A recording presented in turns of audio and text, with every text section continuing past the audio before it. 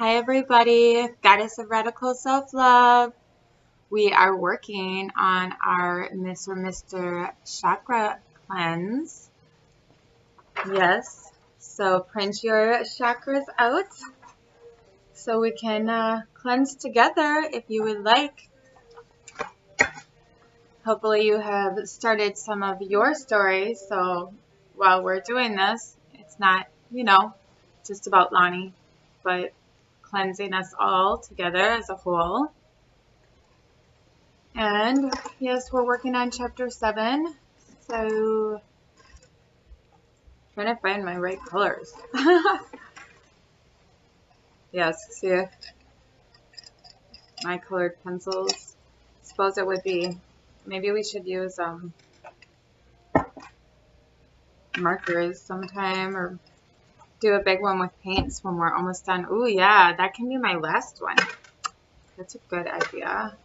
Well, that will be a while, so maybe we'll just start over or something.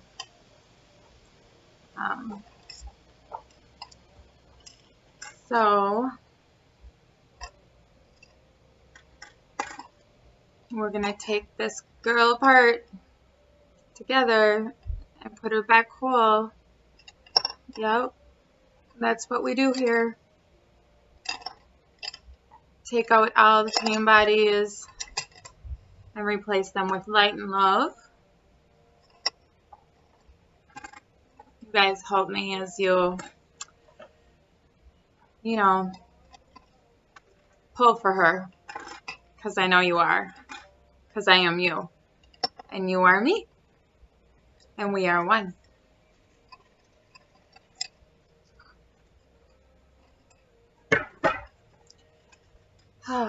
Suppose I should have gotten all this ready first, huh? Oh, nothing's plugged in even.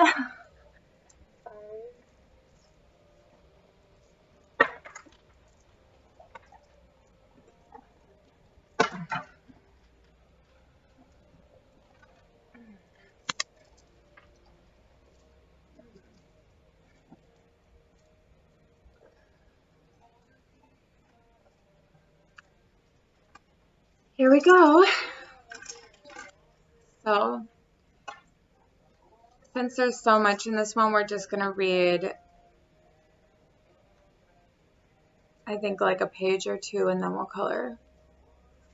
So, Notre Dame, when my brother PM flew out to Wisconsin, it wasn't really a big deal. I stayed busy with my horses and really tried to ignore him. My other brother, NM, came out with him. He was really strange to me. He would leave tarot cards lying out all over the floor and acting all sadistic. It's kind of funny in a way because now I do tarot. And I mean, I hope people aren't thinking of me like that, because, it's just an instrument of divine connection. I just didn't understand it so young. Maybe it's a good idea if we explain things like that to children. Children get a lot more than we think, so.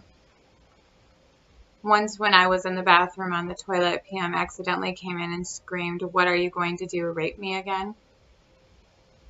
He just said, "Stop being dramatic," and left a couple days later. Although nothing happened to me, my youngest sister told me many years later during that visit he did do things to her. She has never gone into details since she is great at burying things from the past. I wish I was more like her. Yeah, I think that is definitely something that I did always kind of wish I was like people who could be quiet and hold it all in, and not ruffle anybody's feathers, and like just be able to be at peace with it. But obviously I know that's not the truth either.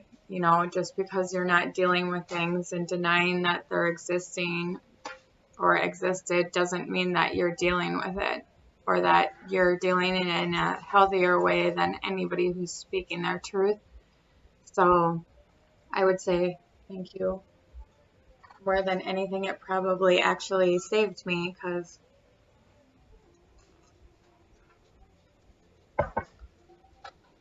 I talked about it so much that it became second nature, and every time I talked about it was a little more and a little more release, you know.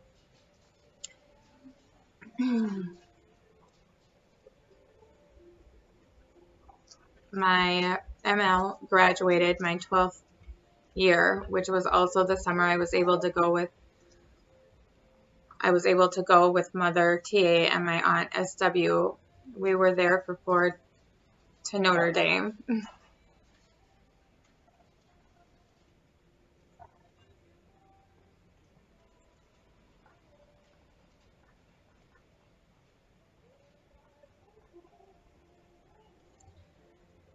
We were there for 4 days for some big church thing. It was so much fun, and I met a boy I really liked. We held hands and kissed under the bleachers. We promised we would write forever and ever. He did 3 or 4 times. I don't think I ever did. Out of sight, out of mind for me back then. I had a short attention span. Unless I'm all in, I still do. Yeah, I mean, I kind of know when something's worth it or not, though, to be honest now, because I've experienced enough heartbreak and heartache, and I do listen. Like, what I've learned for myself anyway is to not deny the voice that tells me when somebody or something is dangerous, not to look past that and try to see the good in them, because that's what I normally do or used to do. You know, I could see their light even if they couldn't, even if they were going to hurt me, I could see who they really were. And so that's what I based everything off of, instead of source or my higher self telling me to be careful, that this is not a good situation. And just recently even had that same exact thing happen as a reminder of my duty and position within MECA, because, you know, it's going to take somebody who can have real discernment, but, you know, it's also about surrounding yourself with other people who have, you know, different qualities and traits within themselves that are better, you know, suited to help you. You know, I mean, we can't all be perfect or good at everything. So, you know, it's when you find those people, those other human beings that really do have your best interest at heart, it's a wise decision to seek counsel whenever you need to. Obviously, not to rely totally upon them, but get their opinions.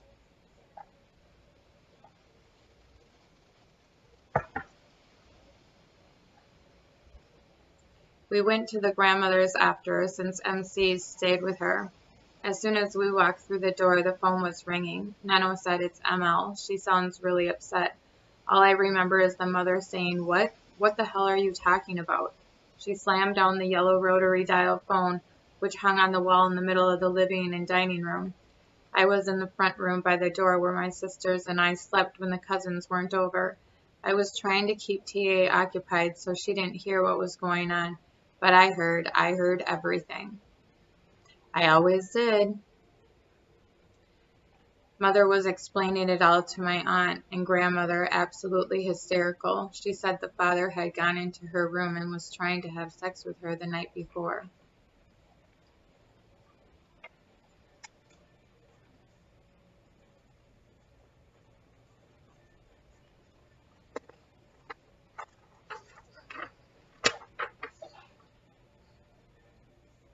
She said he was saying, "You know you want it for," and trying to touch her while sitting on the side of her bed.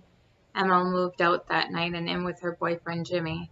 He was the son of that sweet old lady we stayed with before and after school when I got kicked off the bus. Yeah.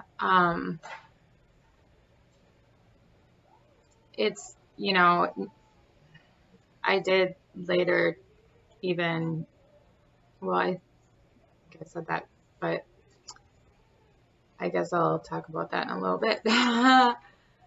um, but I can clearly picture it, the whole event right now.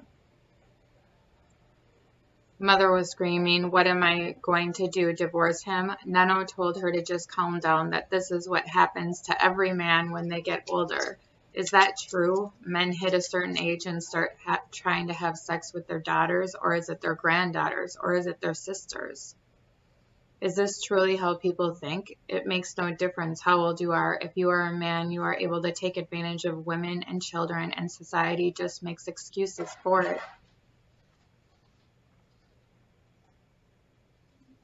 After that day, it was never mentioned again by anyone until 18 years later. By who else but me?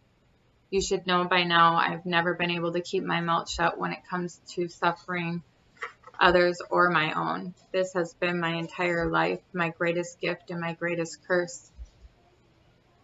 You know, the whole reason that I'm doing any of this, because I've already healed from these wounds. I'm not this little girl anymore, but I didn't realize that for much of my life. I acted as if it was happening every day, over and over, these things, and I had to fear and be protective of myself against everyone. I would try and allow myself to trust, but there was always a guard up. There was always a cushion. And honestly, really until very recently has that cushion dissipated. I mean, obviously, I know the signs now, but to watch for, but I'm not going to live my life in a fear position. I'm living my life in a love position. And that is a very, very hard thing to do for a child who was so mistreated and taken advantage of. And the reason that I am doing this with all of you is for anybody who has gone through some of these similar situations, any type of abuse, because we can hold on to it until the day we die if we don't heal ourselves properly, if we don't take the time to give ourselves the things that we didn't have and restore what was our divine nature.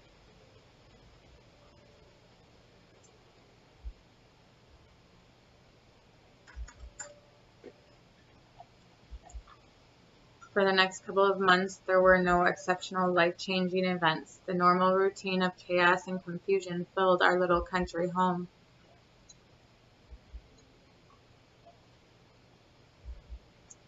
The main difference now was me. I was changing. I still had close, intimate friendships at school. I still loved all my hobbies like horses, sports, and boys. The major change was deep down within me. I now believed what my parents had been saying all along. You are stupid. You're nothing. You were a mistake. You are not good enough. You are selfish. You were never wanted. You're a liar. It's hard.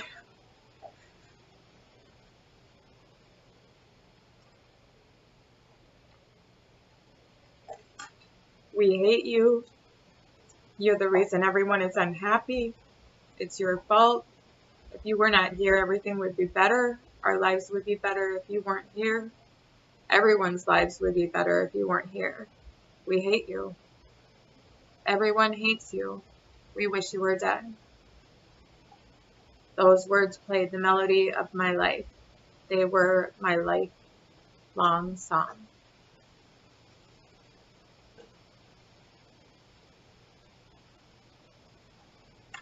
It's so hard to read those words, because it's like so cruel to do to your own child. I mean, obviously any child, but how could you do that to your own DNA? I guess. Like, did they not realize? Well, that's the whole thing. They were talking to themselves. So, you know, they were the ones who felt like that about themselves. That's the only way they could have done that. You know, that's a lot of ways I feel like doing this work right now is kind of healing my entire family or bloodline, because somebody needs to, and I don't want my children to continue with the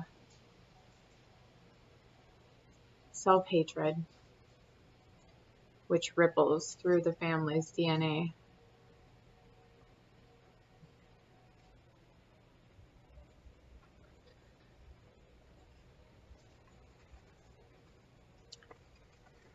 Every time anything bad happens, anytime anyone didn't like me, anytime I didn't feel accepted, I heard this song. And even today I have to fight those voices that left their footprints all over my innocent heart so long ago.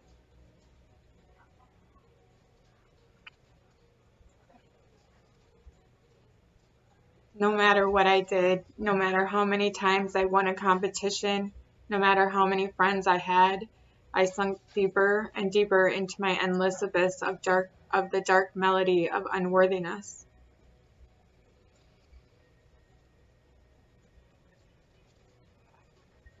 It's the writing to me. It's like I can picture it all so, you know, like seeing this little girl so afraid, so all alone, and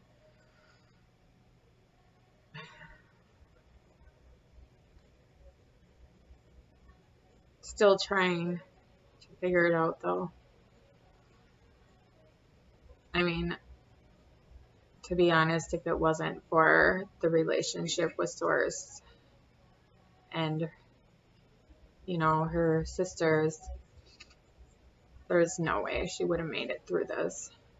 No way. She worked very hard every day to be happy or try to figure out what that was. I think spending time outside helped a lot.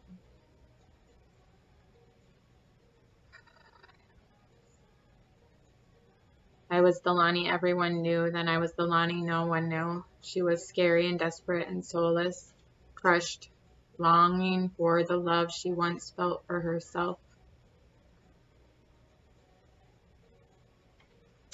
I'm so happy I finally found it.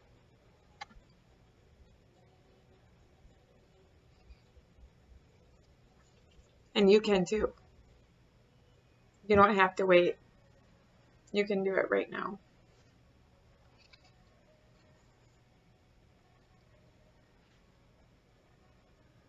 Each day the heavy weight of life bearing itself down in the shape of a razor blade, so carefully sliding the blade across the delicate skin of my wrist, smiles all day, emotionless with the burn of the blade at moonlight.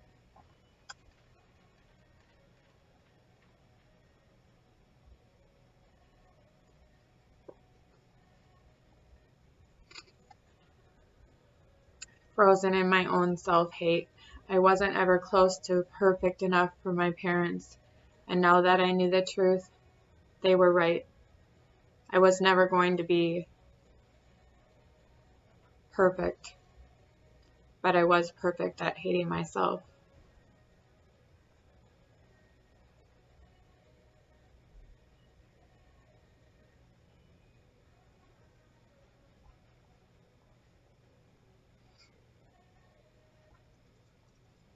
Sorry.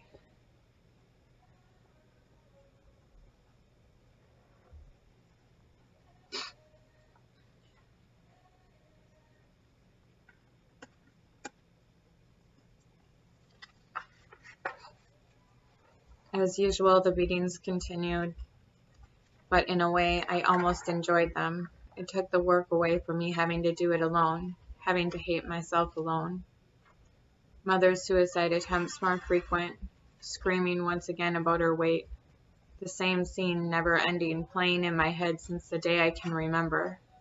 I'm getting my sisters ready on the weekend, doing their hair in French braids in the bathroom. Mother comes through the door holding a butcher knife. She starts stabbing the old floor to ceiling painted cement gray plywood cabinets. 1, 2, 3, she stabs them until she makes the knife stick.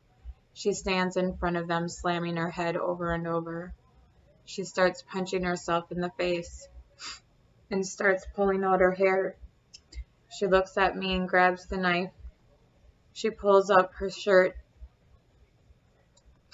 as she comes to me, blade pointing right to my face. Sisters tucked under my arms, screaming, "You see this?" She grabs a handful of fat. "You kids did this to me. You made me fat and ugly. And now you're going to stand there and watch me cut it off."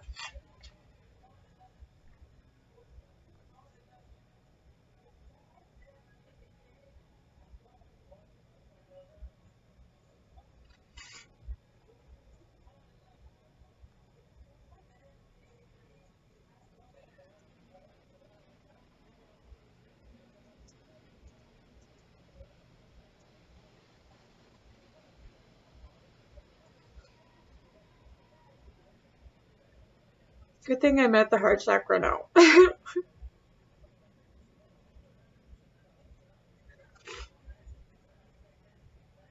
I just feel so bad. I mean, I feel bad for the little girls, but I feel bad for her.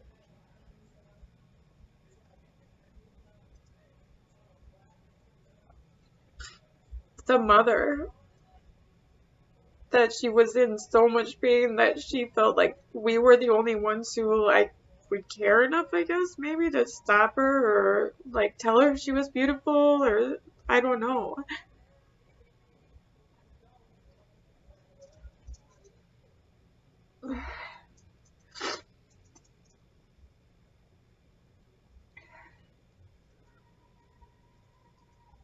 We would scream, "No, Mama, you are beautiful, you are perfect. Please, Mama, don't do it. You will die. Please, Mama, we love you. You are not fat. You are beautiful." We would start screaming for the father to come help wrestle the knife away. It would continue down the same path each time, the father trying to talk to her to get the knife away.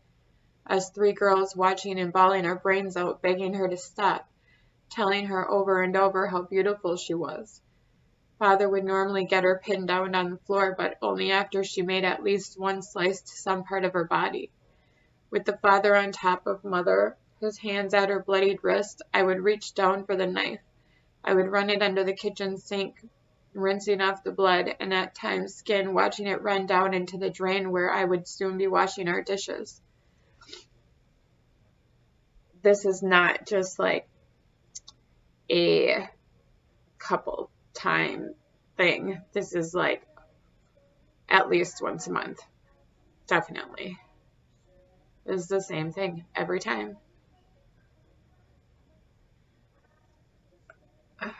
And never once did she say she was sorry to us for that. Never once. And I wonder still, even if my sisters remember it, or if they've blocked it, you know.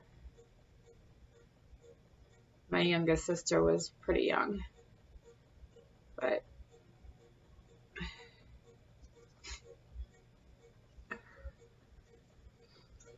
it was much different than the way I cut myself. Mine were almost always well thought out, well placed, methodically done. It was my secret special place within myself. Hers was always done in a rage and in front of us. She needed an audience. It was more of a warning. If I don't get what I want this time, the next will be worse. It was always her way of scaring us into being what or doing what she wanted. It was manipulation. My cutting was about me. I wanted nothing from no one, nothing but possibly peace. Cutting turned into the only peace I could have.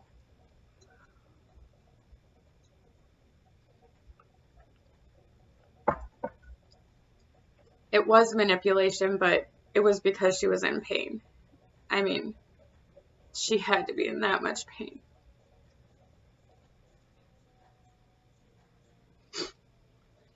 After the entire scene played out, it was our turn for causing the upset, the beatings for making her want to kill herself. Each and every time she did this, Father would ask her why. Her response should have been, I don't know why. Let's go to the hospital and find out. I don't want to keep hurting my girls like this. But that was never the case. Every single time her house was a mess, her girls were worthless. Her girls disgusted her, and something needed to change. The girls needed to learn a lesson. Typically, I was the one who needed to learn a lesson since I was the oldest, and if something wasn't done right, it was definitely my fault. Once again, no matter the age, my pants and underwear would come down. Father's belt would come off. I can't remember how many times the belt met my bare skin. I can only remember falling to the ground, one of Father's hands on my upper arm pulling me back up each time I fell. Him winding up like he was about to swing a golf club, never holding anything back, each time more forceful. He wouldn't stop until I stopped crying. Maybe that's why I cry all the time now. I wasn't allowed to then.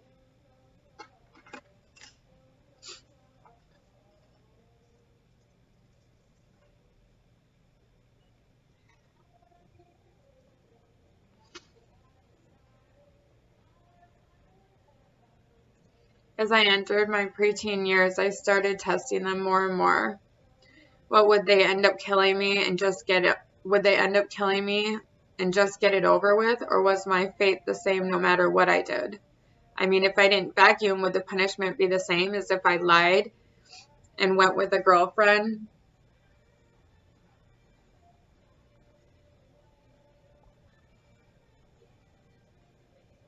And went with a girlfriend, JB, and caught a ride with a couple of high school boys to a football game 2 hours away? Well, I found out the answer was yes and no. Yes, the beating was the same, but the embarrassment, quite a different story. When you are dragged off the bleachers and beaten in front of some 200 people, was so embarrassing. So embarrassing.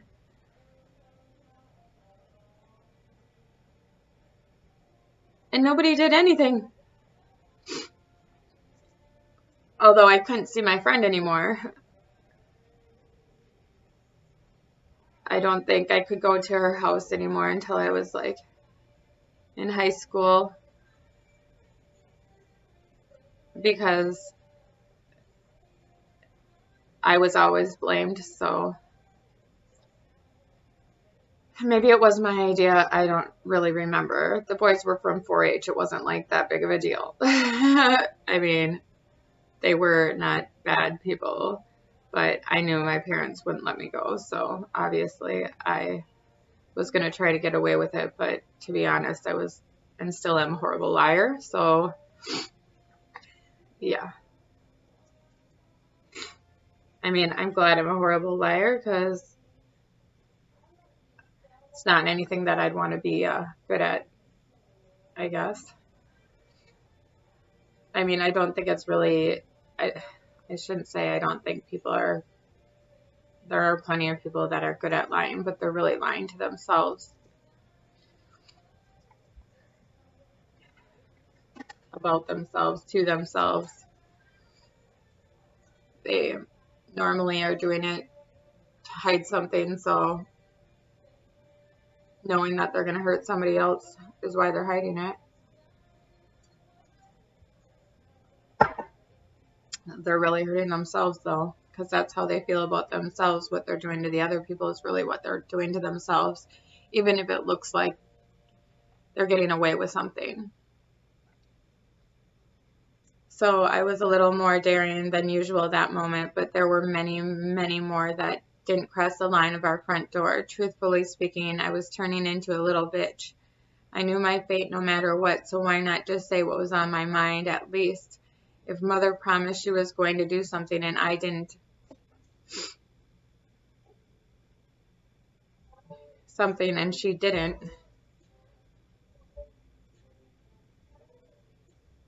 I brought it to her attention. I didn't care about the belt anymore. I actually would tell my friends that I'd rather have spankings than be grounded because my punishment would only last a half hour or an hour compared to their week-long groundings. Little did I know my punishment was actually a lifetime.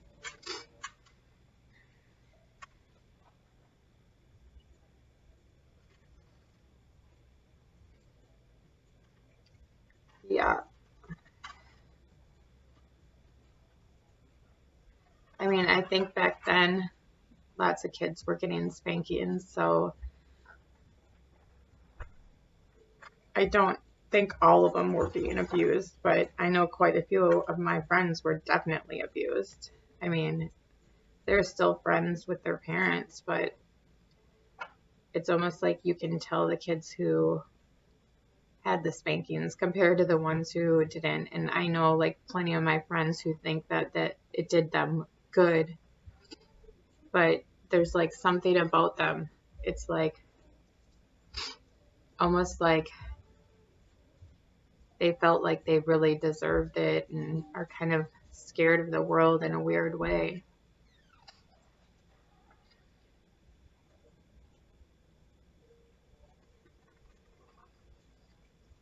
Even mother suicide attempts didn't faze me as once before. I knew it was all for attention. Self-pity and what I knew so well, self-hate. This newfound strength, this unwillingness to get back down is what led to my most life-changing event as a child. For a week, Mother had promised she would take one of my best friends, LP, and I shopping for our first upcoming school dance. It was December 4th. I was 13 years old and in 8th grade. I was so excited each day. LP and I would talk about where we were going to first and about the cute outfits we were going to get. The Maplewood Mall was the closest real mall from us, and it was a couple hours away. We usually shopped at Fleet Supply, but most of our clothing we had were hand-me-downs from our older sister. So I was out of my skin with anticipation.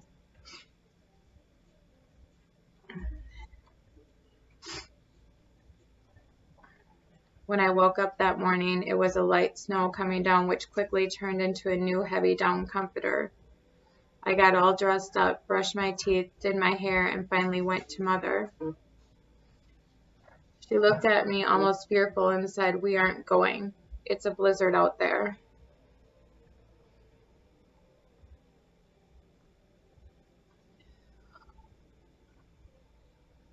I was in shock. I was paralyzed in anger, and then it boiled to the top. The demon of fury was unleashed. I unloaded on her. Father was outside working on the car, so I wasn't afraid and I didn't hold back. I used all her broken promises from the past against her. I used the fact that they worked 2 hours away against her. I finally made her go crazy.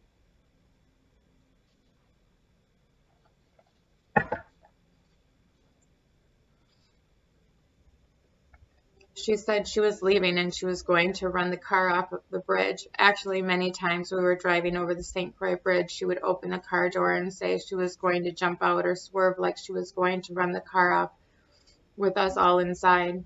I still get nervous when I go over a bridge today. Yeah, still do. My kids know. For some reason, some people think it's funny, even though I tell them why. I'm very honest about it. I would say, yeah, my ex thought it was pretty funny to always scare me. Quite a few people, actually. Mostly men. Thinking it was funny. It wasn't.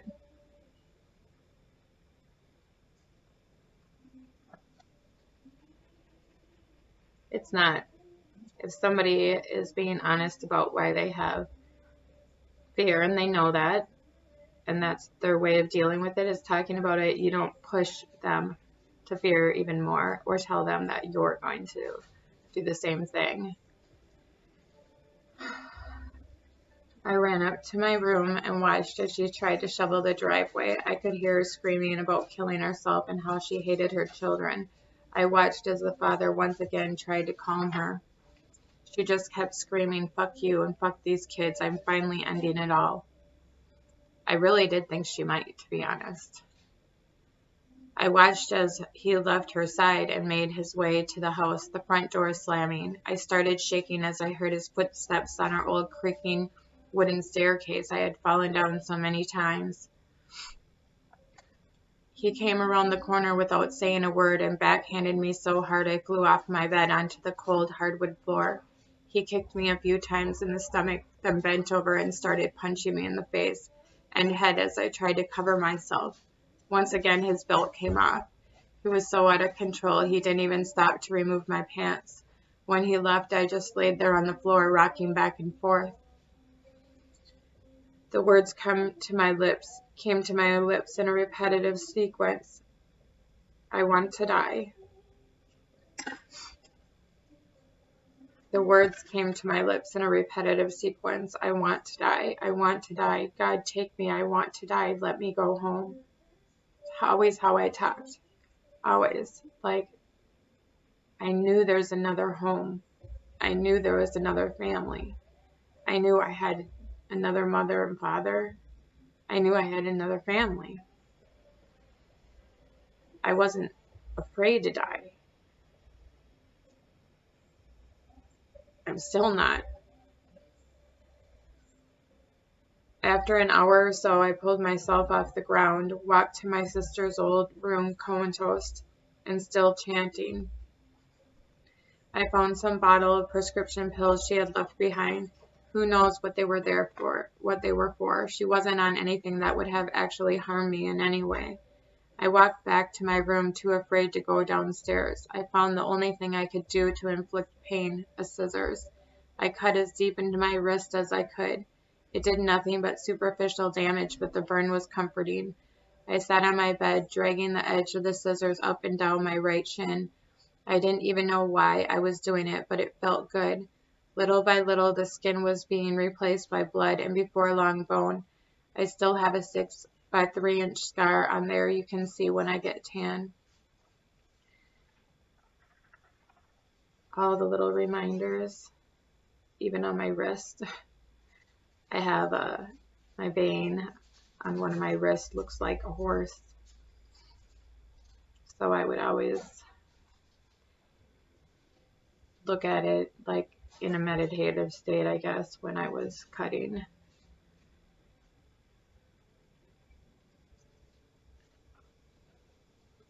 My younger sisters had since gone to bed. We hadn't shared my bed in quite some time, so I went into their room and laid down next to MC, the whole time in my head still chanting, I want to die, I want to die. Take me home. God, take me home. I closed my eyes and fell into a deep sleep quickly.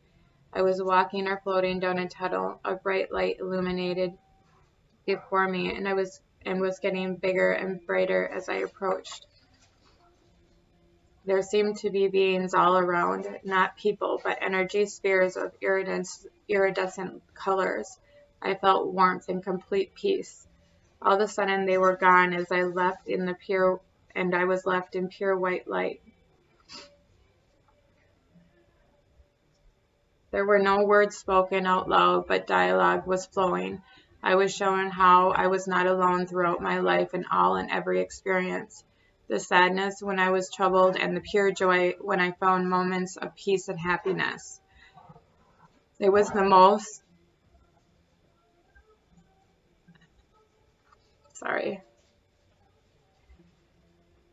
I was then shown my future, which would not be easy for a long time to come. However, I was also shown why. For it was all in the lessons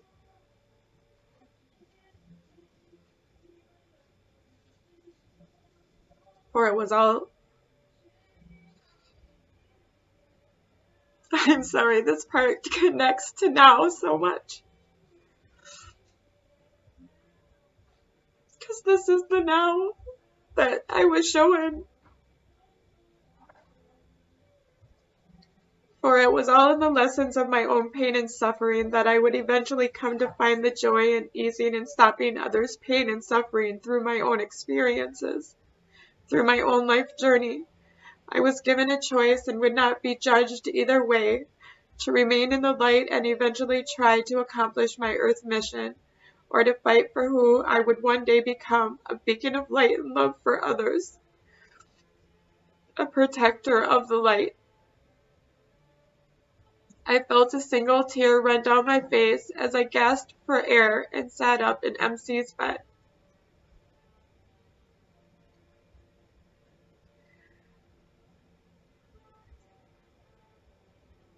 This was the first time, but there were others. You will see.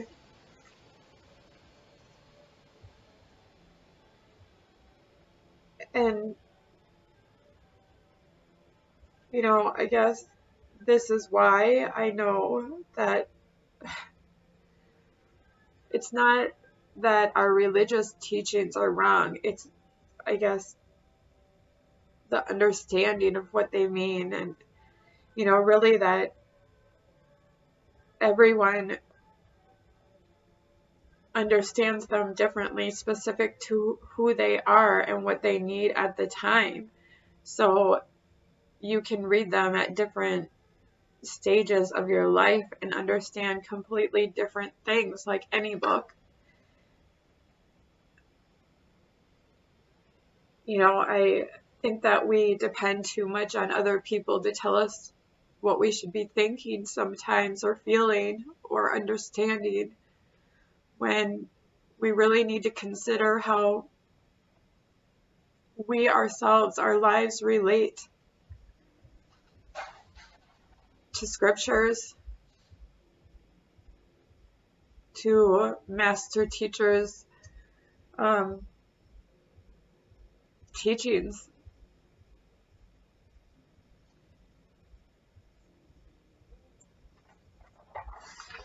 I think we all are teachers and students at the same time.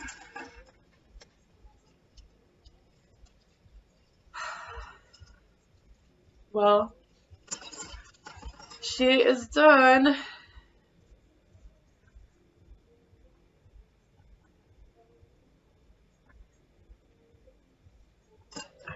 So what should we... I think we're going to do our purple so that we have the divine connection. Yeah. Outline. Sorry. Yeah, I know. I always have snot. I have a snot nose. I almost said brat, but I can be a brat. That's for sure. But that's okay, because it's used for a good purpose now. Everybody should want me to be their brat, so I can make sure they get what they need in their lives. You know? Security.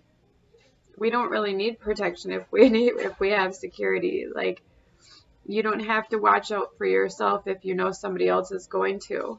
And that's, you know, that's my mission for everyone, you know, for our most vulnerable.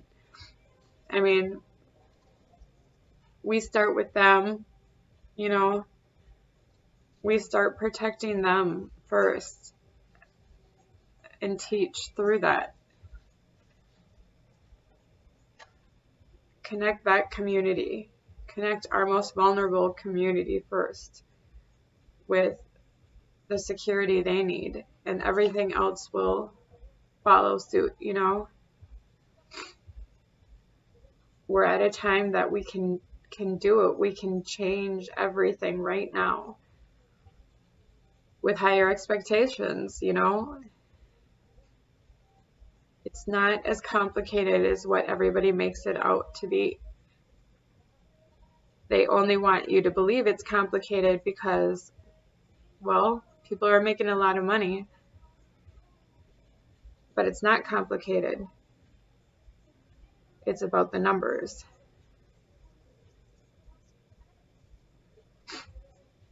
It's about hiring the right security. And the only way you know that it's the right security is their why. And even then, not all the time will it be. But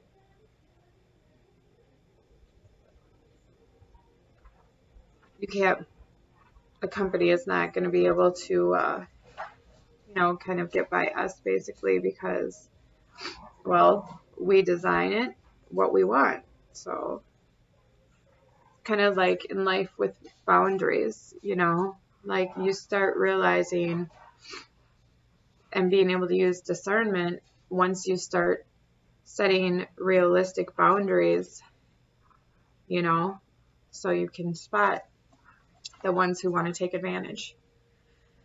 So there she is. We're cleansed from Notre Dame. Thank you all. Love you so much.